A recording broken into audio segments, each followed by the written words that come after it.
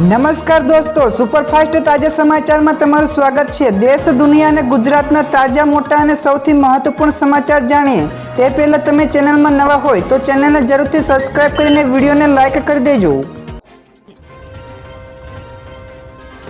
સૌથી પહેલા દોસ્તો આપણે વાત કરીએ તો અંબાલાલ પટેલની આકરી આગાહી। જ્યાં દોસ્તો હવામાન નિષ્ણાંત અંબાલાલ પટેલની આગાહી મુજબ ડિસેમ્બર અડધો વીત્યા છતાં પણ જોઈએ તેવી ઠંડી પડી નથી, તો લઘુત્તમ તાપમાનમાં વધારો સાથે વેસ્ટર્ન ડિસ્ટર્બન્સની અસર જોવા મળશે।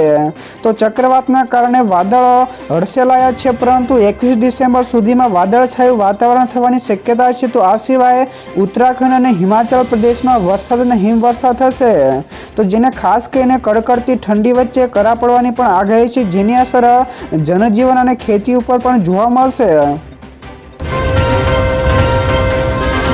તો દોસ્તો બીજા સૌથી મોટા સમાચાર સામે આવ્યા છે। ભારતીય કિસાન સંઘની ગાંધીનગર બેઠકમાં આંદોલનની ચીમકી। જ્યાં દોસ્તો ગુજરાત પ્રદેશ ભારતીય કિસાન સંઘની વિશેષ બેઠકમાં ખેડૂતોની સમસ્યાઓ પર ચર્ચાઓ થઈ હતી, તો સરકાર તરફથી પૂરતી સહાય અને સમયસર નિર્ણય ન મળતા ખેડૂતો ગંભીર મુશ્કેલીમાં છે। તો ખાસ કરીને સિંચાઈ માટેની વીજળીની અછત ઉપર ગંભીરતા દાખવતા અપીલ કરાઈ હતી, તો પ્રશ્ન ન ઉકેલાય તો આંદોલનનો માર્ગ અપનાવવાની પણ ચીમકી આપી છે। તો આગામી શક્તિ પ્રદર્શનમાં 18,000 ગામડાઓના ખેડૂતો ભાગ લેશે। તો દોસ્તો ત્યાર પછી આગળ વધુ એક સૌથી મોટા સમાચાર મળ્યા છે। આ વર્ષે રેપો રેટમાં 1.25% ઘટાડો। જ્યાં દોસ્તો આરબીઆઈએ આ વર્ષે 5 વખત રેપો રેટમાં 1.25% ઘટાડો કર્યો છે, જેમાં રિઝર્વ બેન્કે આ વર્ષે પહેલા ફેબ્રુઆરીમાં 0.25%, એપ્રિલમાં 0.25%, જૂનમાં 0.50% અને પછી ડિસેમ્બરમાં 0.25%નો ઘટાડો કર્યો હતો। તો જાન્યુઆરીમાં રેપો રેટ જે 6.50% હતો તે હવે ઘટીને 5.25% થઈ ગયો છે। તો એક્સિસ મેક્સ લાઈફ ઇન્સ્યોરન્સનું કહેવું છે કે 2026માં ફુગાવાનો દર આરબીઆઈ એમપીસીના 4%ના લક્ષ્યાંક જેટલો અથવા તો તેનાથી પણ ઓછો રહેવાની પણ ધારણા કરી છે। તો દોસ્તો બીજા સૌથી અગત્યના સમાચાર સામે આવ્યા છે। સોનિયા ગાંધીએ એક વિડીયો સંદેશ કર્યો જાહેર। જ્યાં દોસ્તો સંસદના શિયાળુ સત્રમાં મનરેગાના સ્થાને વીબીજી રામજી બિલ પસાર થયું હતું, તો આ બિલ પસાર થવા ઉપર કોંગ્રેસ સંસદીય દળના અધ્યક્ષ સોનિયા ગાંધીએ એક વિડીયો સંદેશ જાહેર કર્યો છે, જેમાં નવા કાયદા અંગે સોનિયા ગાંધીએ કહ્યું છે કે સરકારે મનરેગા ઉપર બુલડોઝર ચલાવ્યું છે। તો સોનિયા ગાંધીએ વિશેષમાં કહ્યું છે કે હવે સરકાર નક્કી કરશે કે કોને રોજગાર મળશે, કેટલું મળશે, ક્યાં અને કેવી રીતે મળશે। તો જે જમીની વાસ્તવિકતાથી દૂર દિલ્હીમાં બેસીને તે વહીવટ કરશે। ત્યાર પછી દોસ્તો આગળ વધુ એક સૌથી અગત્યના સમાચાર મળ્યા છે। ગ્રાન્ટેડ શાળાઓને લઈને રાજ્ય સરકારનો મોટો નિર્ણય। જ્યાં દોસ્તો ગુજરાત સરકારે ગ્રાન્ટેડ ઇન એડ શાળાઓ માટે મહત્વપૂર્ણ નિર્ણય લીધો છે। તો હવે ગ્રાન્ટેડનો સીધો સંબંધ વિદ્યાર્થીઓની નિયત હાજરી સાથે રહેશે। તો નિર્ધારિત ટકાવારીથી ઓછી હાજરી હોય તો ગ્રાન્ટમાં મોટો કાપ મુકાશે, જે કેટલાક કેસમાં 100% સુધી પણ જઈ શકે છે। તો શિક્ષણ વિભાગના નવા પરિપત્ર અનુસાર લઘુમતી સહિતના તમામ ગ્રાન્ટેડ શાળાઓ ઉપર આ નિયમ ફરજિયાત લાગુ પડશે। ત્યારબાદ દોસ્તો ફટાફટ આગળના બીજા સમાચારની વાત કરવામાં આવે તો ગુજરાત પોલીસમાં મોટી બઢતી। જ્યાં દોસ્તો ગુજરાત પોલીસમાં વર્ગ 2ના 68 જેટલા પોલીસ ઇન્સ્પેક્ટરને વર્ગ 1ના ડીવાયએસપી તરીકેનું પ્રમોશન આપવામાં આવ્યું છે, જેમાં હથિયારી 9 પીઆઈ, બિન હથિયારી 47 પીઆઈ અને વાયરલેસ 12 પીઆઈનો સમાવેશ થાય છે। તો આ સાથે જ વર્ગ 1ના 7 ડીવાયએસપીની બદલી કરાઈ છે। તો ગઈકાલે જ 119 જેટલા પીઆઈની ખાતાકીય તપાસ, કોર્ટ કેસ, વિજિલન્સ તપાસ અને શિક્ષાના વિગતો મંગાવવાની સૂચનાઓ આપવામાં આવી હતી। તો આ પ્રમોશનથી પોલીસ દળમાં નવો ઉત્સાહ આવશે। તો દોસ્તો બીજા સૌથી મહત્વપૂર્ણ સમાચાર સામે આવ્યા છે। બજેટ 2026 અંગે મહત્વપૂર્ણ સમાચાર। જ્યાં દોસ્તો રવિવારે રજૂ થઈ શકે છે દેશનું બજેટ। જ્યાં દોસ્તો દેશના 80માં કેન્દ્રીય બજેટની તારીખ અંગે સસ્પેન્સ સર્જાયું છે। તો 1 ફેબ્રુઆરી 2026ના રોજ રવિવાર અને ગુરુ રવિદાસ જયંતિ હોવા છતાં પણ સરકારે પરંપરાગત જાળવી રાખવા તે દિવસે બજેટ રજૂ કરી શકે છે। તો નિર્મલા સીતારમણ સતત 8મું બજેટ રજૂ કરીને મોરારજી દેસાઈના રેકોર્ડની બરાબરી કરશે. તો જો રવિવારે સંસદ ન મળે તો 2 ફેબ્રુઆરીએ બીજો વિકલ્પ છે. તો બજેટ બંધારણીય પ્રક્રિયા હોવાથી રવિવારે વિશેષ બેઠક પણ બોલાવવાની શક્યતા છે. તો દોસ્તો ત્યાર પછી આગળ વધુ એક સૌથી મહત્વપૂર્ણ સમાચાર મળ્યા છે. એસઆઈઆરની કામગીરીમાં ગેરરીતિનો આમ આદમી પાર્ટીનો આક્ષેપ. જી હા દોસ્તો, આમ આદમી પાર્ટીએ મતદાર યાદીમાં ગેરરીતિનો આરોપ કર્યો છે અને બીજેપીને જવાબદાર ઠેરાવ્યો છે.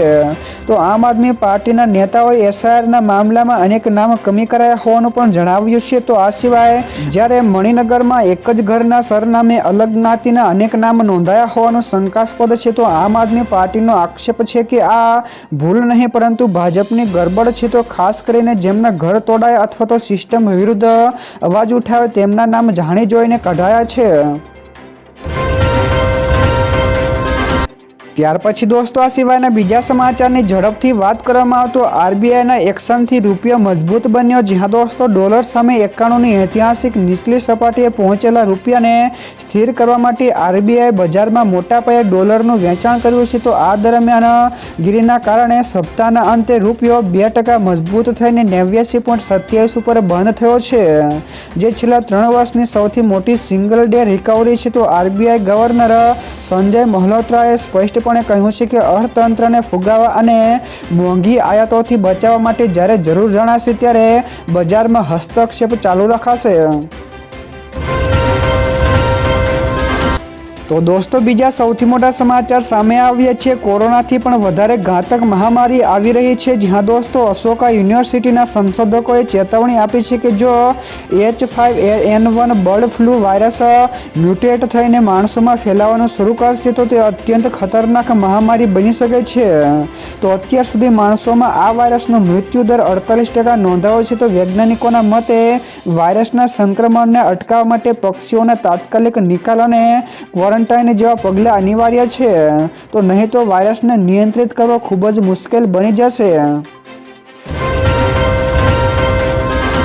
તો દોસ્તો ત્યાર પછી આગળ વધુ એક સૌથી મોટા સમાચાર મળ્યા છે. સોનાના ભાવમાં થયો ઘટાડો. જી હા દોસ્તો, ભારતમાં સોનાના ભાવમાં રેકોર્ડ બ્રેક તેજી બાદ ઘટાડો નોંધાયો છે. જેમાં એક અઠવાડિયામાં 10 ગ્રામમાં 24 કેરેટ સોનાના ભાવમાં ₹1200નો ઘટાડો થયો છે. તો હાલ 24 કેરેટ સોનાની કિંમત 1,34,180 તેમજ 22 કેરેટની કિંમત 1,23,000 રૂપિયાની છે. તો ચાંદી પણ તેના ઓલ ટાઈમ હાઈ 2,11,000 થી 3,000 રૂપિયા ઘટીને 2,09,000 પ્રતિ કિલો પર પહોંચી ગઈ છે.